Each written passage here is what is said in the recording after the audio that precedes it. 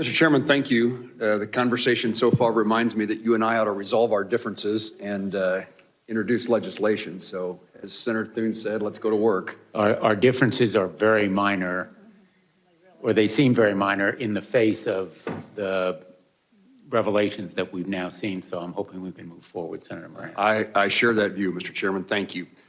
Thank you very much for your testimony. What examples do you know? We've talked about particularly children, teenage girls in specifically, but what other examples do you know about where Facebook or Instagram knew its decisions would be harmful to its users, but still proceeded with the plan and executed those harmful behavior? Facebook's internal research is aware that there are a variety of problems facing children on Instagram that are,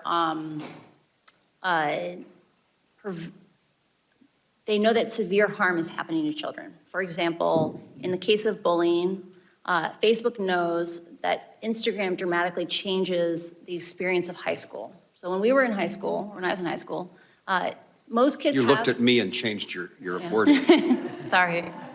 When I was in high school, most kids have positive home lives. Like, it doesn't matter how bad it is at school. Kids can go home and reset for 16 hours.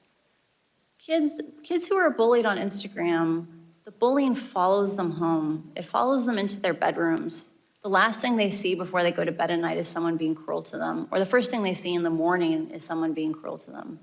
Kids are learning that their own friends, like people who they care about them, are cruel to them. Like, think about how that's going to impact their domestic relationships when they become 20-somethings or 30-somethings, to believe that people who care about you are mean to you. Facebook knows that parents today, because they didn't experience these things, they never experienced this addictive experience with a piece of technology, they give their children bad advice. They say things like, why don't you just stop using it? And so that Facebook's own research is aware that children express feelings of loneliness and struggling with these things because they can't even get support from their own parents.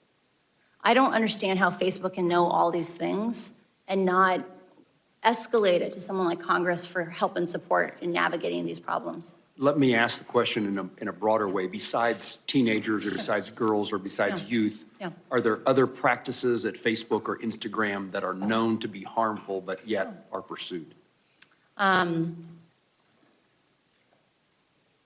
Facebook is aware that choices it made in establishing like meaningful social interactions, so engagement-based ranking that didn't care if you bullied someone or committed hate speech in the comments, that was meaningful. They know that that change directly changed publishers' behavior, that companies like BuzzFeed wrote in and said, the content is most successful on our platform is some of the content we're most ashamed of. You have a problem with your ranking, and they did nothing. They know that politicians are being forced to take positions they know their own constituents don't like or approve of because those are the ones that get distributed on Facebook. That's a huge, huge negative impact. Facebook also knows that they have admitted in public that engagement-based ranking is dangerous without integrity and security systems, but then not rolled out those integrity and security systems to most of the languages in the world. And that's what's causing things like ethnic violence in Ethiopia. Thank you for your answer.